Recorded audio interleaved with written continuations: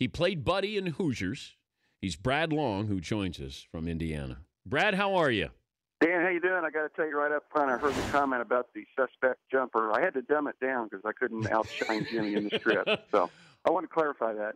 Okay. Were you a better shooter than Jimmy Chitwood? Oh, goodness. You know what? We all could shoot. I mean, that's one of the things they did in this movie. Instead of picking actors and hope they could play basketball, they picked actors or basketball players and hope they could act. So, we all had played to some degree.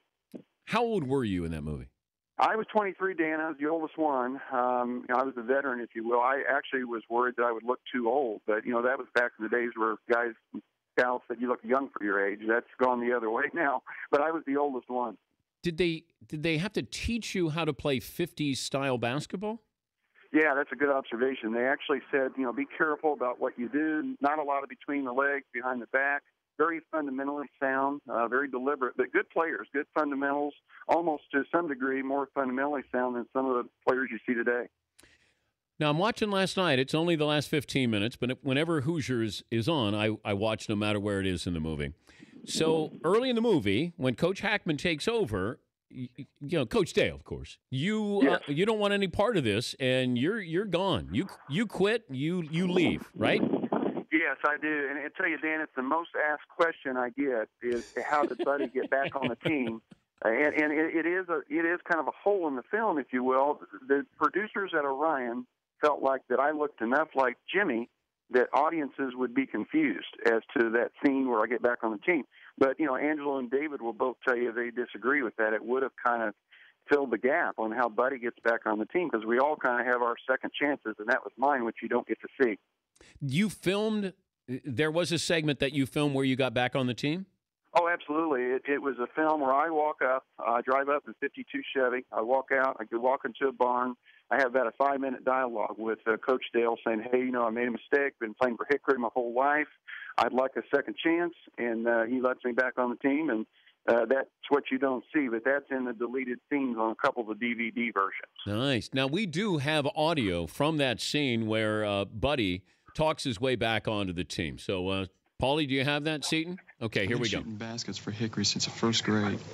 Just don't seem right in my gut to be a Tiger in my last year. Team we've been trying to beat forever. I was hoping that... If it's all right with Cletus, it's fine with me. Just remember, your second chance is the last chance you're allowed. Brad, how do they leave that out? That's gold. Yeah, it's one of those things where they sit in a room, and because of commercial time, they have to keep the movie under a certain time frame, and they look for things that they don't feel like advances the story. But you hit it on the nail, Dan. I mean, that's one of those things that does advance the story, and that's why I think the writer and director are still kind of upset about it. There's a lot of scenes that didn't make it to the final print. We did a big country dinner scene with a kind of a harvest. We had to be on set like at 3 a.m. It was a beautiful dawn shot. But those are things that didn't necessarily advance the story. But that was one that would have. It would have channeled that gap because I was the most vocal getting kicked off the team. So it would have explained how I get back on. He played Buddy in Hoosiers. He's Brad Long joining us, Dan Patrick Show. If I said Hickory against the team you played for the championship, and it was an actual basketball game, right? That it was just you guys against them. There's no TV cameras, no nothing, and you guys played. Who would have won? Well, that's a great question. I'm sure those guys would say they would win. I'd have to back up my teammates. They put together a pretty good team over there, and they wanted to make it look like it was kind of a David versus Goliath. On both sides of the court, you had guys that had played high school ball and some college, so it would have been interesting. I mean, my ego says that we would have got them, but I don't know. It would have been a close one, I think. Well, I would have had better ball management if I was the coach of the other team because there was some suspect. I mean, they're very sloppy. There was some suspect time management as well. But did you keep anything from the movie? Do you keep your uniform? Dan, I did. I've kept several mementos over the years. I kept some of the big Hickory signs that were shown in Hinkle. My jersey is actually in the Indiana Basketball Hall of Fame. I donated that up there. I've got just some mementos. Believe it or not, I've got a jar of butch wax because invariably I get asked to speak at different groups, civic groups and so forth. And so I talk about kind of the making of Hoosiers and my background in that. And that butch wax gets the biggest interest. They want to see it and pick it out. And I tell them it's like putting wax on your hair, and that's what they wore in the 50s. And it took me 3 months to get it completely out, I think. We've had Maris Valanis on, Jimmy Chitwood. What kind of game did he have in real life? He was a good player, good shooter. I'm sure he would be the first to tell you that he actually got cut from his high school team. Shows you how competitive it is in Indiana. But he's one of those guys that I've always made the comment that he actually got better after high school. And, Dan, you know these guys. They didn't play high school ball. They maybe got cut for various reasons, politics. They were frustrated. And then they go on to play a lot of pickup ball and get pretty doggone good. And you look at them and say, how in the world did that guy not play high school ball, let alone, maybe at a small college? And I'd put him in that category. He just got better as time went on. Working with Gene Hackman make you nervous? Gene was just, everybody tends to look at actors and kind of think, put them on pedestals and larger than life. Gene was actually kind of shy. He's kind of reserved.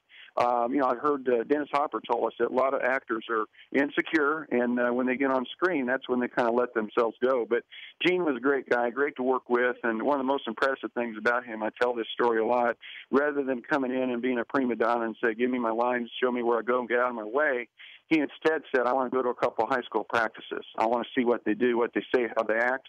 And I was impressed by that. Here's a guy that's done Lex Luthor and all those kind of things that he's done over the years. He still, figured he had some things to learn. And so I was impressed by that humility, and I think it showed on screen.